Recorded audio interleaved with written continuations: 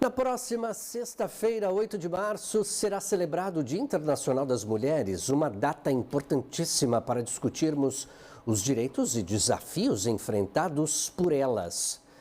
Embora o Brasil tenha avançado em muitos aspectos, como sociedade, na proteção das mulheres, a questão da violência de gênero ainda é uma triste realidade em nosso país. Pois é, de acordo com a Pesquisa Nacional de Violência contra a Mulher, divulgada em 2023 pelo Instituto Data Senado, 30% das mulheres já sofreram algum tipo de violência doméstica ou familiar provocada por homens. Esse número corresponde a mais de 25 milhões de brasileiras que já foram vítimas dessa violência em algum momento da vida. A notícia boa, gente, disso tudo, é que a Defensoria Pública do Estado de São Paulo possui um núcleo dedicado em promover e defender os direitos das mulheres. Para a gente, então, entender melhor sobre esse assunto, a gente traz detalhes, então, no quadro Fala Defensoria, que hoje recebe a Defensora Pública Tatiana Campos Bias Fortes, coordenadora do Núcleo Especializado de Promoção e Defesa dos Direitos das Mulheres da Defensoria Paulista. Seja muito bem-vinda ao Estúdio Anesp. Bom dia a todas.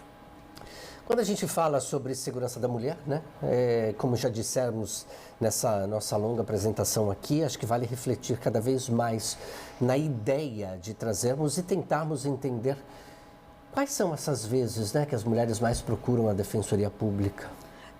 Em pesquisa recente feita pela Ouvidoria Geral da Defensoria, 77% de todos os atendimentos da Defensoria Pública são de mulheres, ou seja, as mulheres são as grandes usuárias do nosso serviço público. A maioria das demandas que levam elas à defensoria são demandas relacionadas ao direito de família. Então, ações de divórcio, de guarda de alimentos, pensão alimentícia, tanto o pedido quanto a execução. Essas são as grandes demandas que levam as mulheres à defensoria. Tem se aumentado muito a procura em razão da violência doméstica, Então, as mulheres acabam procurando a defensoria para fazer os pedidos das medidas protetivas ou mesmo acompanhamento quando elas estão na situação de violência doméstica. Eu acredito que essas seriam as principais demandas que a gente atua junto com as mulheres. Olha, existem diversos dados, e ao longo dos anos, a gente observa essa preocupação relacionada de fato a essa busca incessante da mulher por defesa, Se a gente parar para prestar atenção, é claro que as mulheres têm buscado, Como eu já disse, esses números são autossignificativos. Mas ainda acho que falta uma conscientização da mulher que de repente fica muito escondida em casa, com medo. Sim, com certeza. A gente percebe que uma das características da violência doméstica é o constrangimento de, primeiro, se identificar nessa situação, ou mesmo de saber que serviços podem procurar. E então a mulher que ou está em violência doméstica ou que não, e está aí atarefada com todos os deveres e cuidados que tem dentro de casa, muitas vezes despender esse tempo para ir para um local, procurar os seus direitos é muito custoso.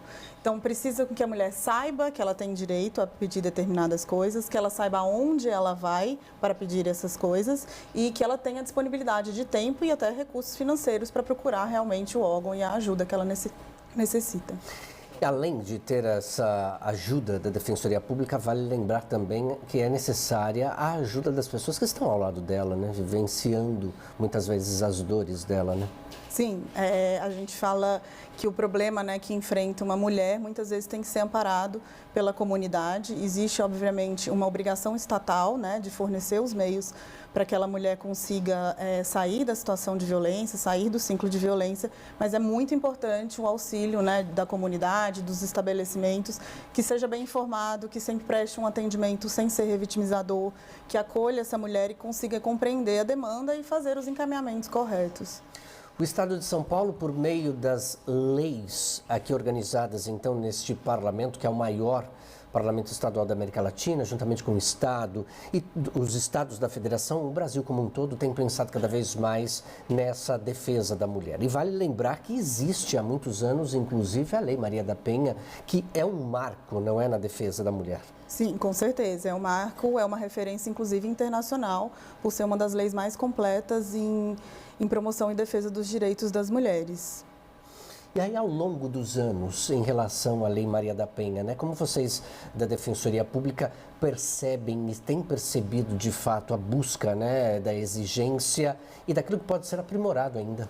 Eu acho que o principal fator é que, com o passar do tempo, a lei vai ficando mais conhecida e alguns mitos que existiam no início sobre ela, sobre a existência dela, como, por exemplo, quem que pode acessar, quem que pode se utilizar dessa lei, quais são os tipos de violência que a lei prevê. Então, normalmente as pessoas associam só a violência física, sendo que a lei é muito mais ampla, prevê a violência psicológica, moral, sexual e patrimonial. Então, o conhecimento desses fatos da lei e a desmistificação de algumas ideias preconcebidas que existiam se voltava muito para a ideia de que a Lei Maria da Penha era uma lei só para punir, para criminalizar, e quando ela é muito mais que isso, né? Ela é feita uma lei para proibir, para cessar as violências contra as mulheres. Então, o fato de estar sendo divulgado, estar sendo mais conversado sobre o que efetivamente ela trata, acho que sim, que amplia a procura por ela e a proteção que as mulheres visam acessar essa lei.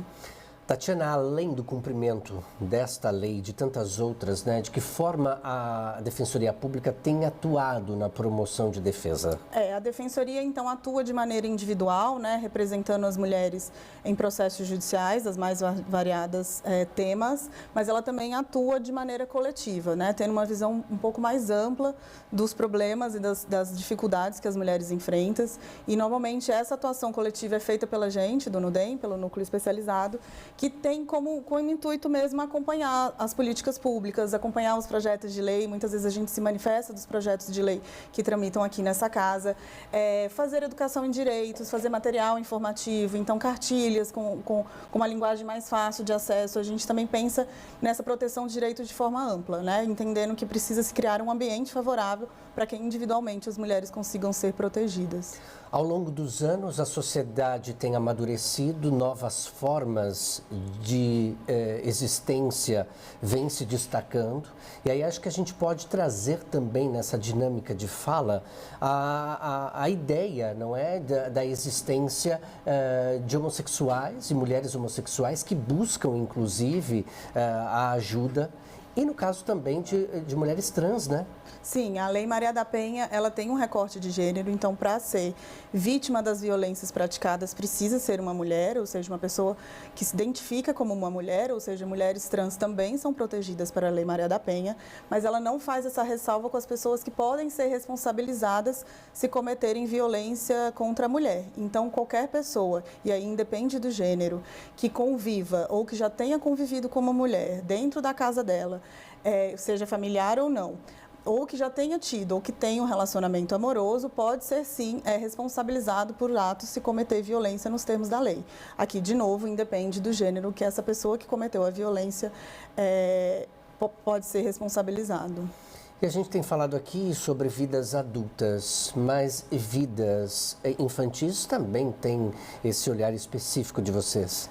Tem esse olhar específico. A gente, inclusive, tem, né, um núcleo especializado de promoção e defesa dos direitos das crianças e dos adolescentes. Elas têm uma legislação um pouco mais específica, né, muito protegido pelo Estatuto da Criança e do Adolescente e por leis internacionais que a protegem. Mas, sim, a gente considera esses grupos, né, como pessoas vulneráveis e que demandam uma atenção especial. Isso acontece tanto no legislador, né? Você vê que muitos projetos de lei que saem dessa casa têm essa proteção, tanto com as crianças e adolescentes quanto com as mulheres, por entender que eles são realmente grupos vulneráveis e que precisam de uma atenção especial. E isso é repetido na Defensoria, em que a gente tem esses núcleos especializados para lidar com esses grupos. A gente está falando sobre essa realidade dias que antecedem o Dia Internacional da Mulher, mas vale lembrar que, claro, os olhos da Defensoria Pública do Estado de São Paulo estão voltados para essa temática, mas durante todo o ano existem diversas ações.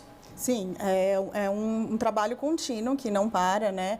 A importância da data existe sim, né? Até como reafirmação política e um apanhado histórico do que levou, né, à concessão desse dia, ao momento de parar e se reconhecer. É um momento em que, né, que a gente é demandado, que é procurado, que tem muitos eventos simbólicos, mas é realmente um trabalho sem parar, né? O ano todo mundo, como eu falei, tanto no individual, porque são as mulheres que buscam a defensoria, como nesse aspecto coletivo também, né? Então, isso é feito durante todo o percurso, todo o ano, e assim tem que ser feito.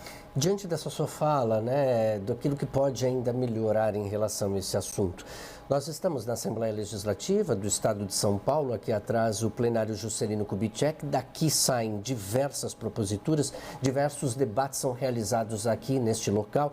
Eu acho que vale trazer também uma reflexão, Tatiana, daquilo que pode ser melhorado por meio de debates, de leis, proposituras. Eu acho que existem diversas iniciativas que podem ser tomadas via lei, né, para proteção. Recentemente a gente teve duas muito importantes, que é a previsão do auxílio aluguel para vítimas de violência doméstica, que foi uma lei que tem federal, mas que o Estado de São Paulo já tinha essa lei feita. Também a lei que estabelece os protocolos, né, não é não, ou não se cale, que é uma proteção a mais em estabelecimentos que vendem bebidas alcoólicas, então bares, casas noturnas, boates, ou seja, tem que ser trabalhado porque, embora, como eu falei, a Lei Maria da Penha seja uma lei completa e que a nossa legislação seja, de certa forma, estruturada, com bastante fundamento, ela não prevê uma série de alternativas. Então, é sim importante que o Estado, né, e aí o Estado de maneira geral, esteja sempre atento e sempre promovendo realmente mudanças que podem ajudar as mulheres na prática, né, que tragam medidas concretas para ajudar as mulheres. Você muito bem lembrou sobre não é não, isso no âmbito federal, não é? E aí o Estado vem também trazendo diversas iniciativas. Esta Casa de Leis, inclusive no passado, trouxe essa lei específica também, não é? Foi promulgada essa lei. E acho que vale também mencionar a importância da unidade deste Estado com os demais estados da Federação e, é claro, essa menção, né, para a mulher que está aproveitando o seu dia de descanso, o lazer e muitas vezes é importunada. Sim, e ambas as leis prevê um aspecto muito importante, que é primeiro de capacitação, de ter sempre nesses estabelecimentos um funcionário, uma funcionária que esteja preparada para lidar com a situação de violência, então tanto o acolhimento da vítima, tomar medidas emergenciais se precisar, chamar uma polícia, levar uma mulher para acompanhar num veículo, mas também com relação à manutenção de provas. A gente sabe que essas violências que ocorrem nesses ambientes muitas vezes são feitas de maneira tímida, sem muita gente em volta, mas que muitas vezes tem filmagem, tem o vídeo do estabelecimento. Então, também haver esse treinamento desses locais para a manutenção dessas provas. Se eventualmente a mulher depois resolver, né, iniciar um procedimento criminal ou fazer uma denúncia, uma queixa, ter essas filmagens, esses relatos, o nome das pessoas que estavam lá, quem que acompanhou, para ajudar ela num eventual processo mesmo e comprovar ali a conduta. Então, são leis muito importantes nesses dois sentidos. E como é que vocês têm observado todo esse andamento, né, da própria população que não sofre, de repente, do homem que não sofre? Os homens têm tido essa consciência, de repente, no sentido daquele que é mais amigo, daquele que é mais próximo, tem auxiliado? Eu acredito que sim, eu acho que faz parte, como eu falei, até do amadurecimento da lei, das discussões, né? Tem se ampliado essa discussão, então eu acho que hoje os homens participam muito mais dessa construção, né? Participam dos projetos de lei, das políticas públicas como geral, e eu acho que essa discussão tem se ampliado mesmo. Então, a gente percebe um pouco mais de consciência e atenção, né, para esses aspectos. Faltam 3 dias, então, para o Dia Internacional da Mulher. Acho que diversas ações estão sendo pensadas e realizadas propriamente para esse dia. Você teria alguma menção sobre alguma atividade, alguma ideia do que vai rolar na sexta-feira? Eu sei que no estado de São Paulo mesmo, o governo vai fazer uma homenagem, um ato solene na Sala São Paulo, com a assinatura de alguns regimentos, inclusive eu acho que esse do auxílio aluguel vai ser assinado no dia, então eu acho que vai ser uma data comemorativa em todo o país e aqui no estado de São Paulo, pelo que a gente foi convidado, vai ter sim um evento solene para marcar algumas iniciativas de lei, justamente nesse aspecto de que não é só uma data para ser comemorada, é uma data que tem que promover avanços factíveis, né, e reais. E propriamente da Defensoria Pública? A gente não vai ter um evento específico no dia 8, a gente vai ter um evento no dia 12, com todas as ouvidorias do país inteiro, todas as participantes do Nudem do país inteiro, para celebrar um pouco e discutir como que a gente pode também internamente melhorar e criar uma política efetiva de igualdade de gênero, mas aí é dia 12, na terça-feira. E aí acho que é até interessante você trazer essa data, né? Porque a discussão a gente está fazendo hoje, a discussão será feita na sexta-feira, dia 8, e depois no dia 12. E é um assunto que tem que ser falado o ano inteiro, né? Com certeza. É importante isso de não cair no esquecimento e ficar sempre, né, trazendo essa pauta à tona, porque como os números que você falou no início são números alarmantes, né? O índice de violência contra a mulher, de feminicídio só tem aumentado. Então é importante sim que essa conversa seja pautada sempre. E a propositura, de repente, na própria educação, nas escolas estaduais, aqui em São Paulo, acho que vale refletir essa situação também para que esse assunto seja cada vez mais ampliado o ano inteiro, né? E fica a dica aqui para os nossos parlamentares para que criem, de fato, leis efetivas para a discussão disso em sala de aula, né? Sim, a ideia é que quanto mais cedo as pessoas comecem a discutir o tema, mais tempo eles têm de amadurecer e de buscar informações. Então, para a gente, sim, é muito importante, né, que isso seja conversado desde o início, até porque quando você estuda violência doméstica é perceptível que existem ciclos de violência, então muitas pessoas que foram filhas de mães que sofreram violência vão praticar atos de violência, então a tentativa de quebrar esse ciclo é sempre importante fazer desde o início, mesmo, desde a infância mesmo e a adolescência. Tatiana, eu acho que a gente pode tocar num assunto aqui, recuperar um assunto que você já disse também, como eu falei, a sociedade vem se transformando ao longo do tempo. E aí a violência hoje tem sido muito praticada também, por exemplo, a mulher trans, que precisa de um olhar específico, né? De repente, políticas públicas para esse assunto. Sim, é importante até porque o tratamento, né, os primeiros tratamentos de saúde, né? Então, mesmo dentro da saúde, é sim importante ter um olhar específico para as mulheres trans, né? A Lei Maria da Penha não faz diferença, então, assim, teoricamente, ela se identifica como mulher, para a lei não teria essa diferença, mas a gente sabe que existe ainda, né, muita transfobia e muita dificuldade de acolhimento, de atendimento, de usar o nome social que aquela pessoa quer ou o nome que ela tem registrado, e principalmente na saúde, né? Como a gente aqui, às vezes, foca os tratamentos médicos no sexo biológico, muitas vezes as mulheres trans têm essa dificuldade de acessar. Então, é sim importante ter sempre iniciativas com esse olhar específico para esse grupo, que também é um grupo, né, de vulneráveis e que demanda uma atenção especial, seja, né, do parlamento como da Defensoria Pública.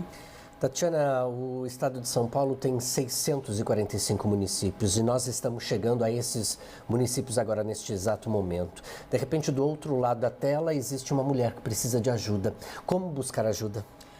A Defensoria Pública, então, hoje, ela faz atendimento em locais, em cidades que elas estão e no lugar que não tem defensoria, a gente faz por meio de convênio, mas de qualquer forma a defensoria pode ser sempre a porta de entrada. Pelo site, se escrever Defensoria de São Paulo no Google, aparece o nosso site, tem do lado direito, no canto inferior, uma assistente que vai conversar com você e que vai fazer o encaminhamento para o local necessário. E muitos municípios também, principalmente aí quando se está tratando da vítima de violência doméstica, a defensoria tem convênio com estabelecimentos municipais. Então, CRM, CCMs, que são equipamentos especializados nesse atendimento à mulher e que tem, né, o atendimento da defensoria em regime de plantão. A gente também tem um telefone, um 0800, que pode ser ligado em horário comercial. E, de novo, ainda que seja uma cidade que não tenha fisicamente a defensoria, elas podem procurar tanto essa informação no site ou no telefone, que a gente faz o encaminhamento para o local correto para atender a demanda dela. Muito bem, pessoal. Olha, Tatiana Campos Bias Fortes, a defensora pública. Eu quero muito agradecer a sua participação aqui no Estúdio Alesp. Muito obrigado, não é, por todas essas informações e que chegue de fato ao cidadão, à cidadã paulistas que fazem valer a pena, não é? Com certeza, a gente fica animado aí para mais um ano de luta e estamos juntos. Muito obrigado. Obrigada a você. Tchau, tchau.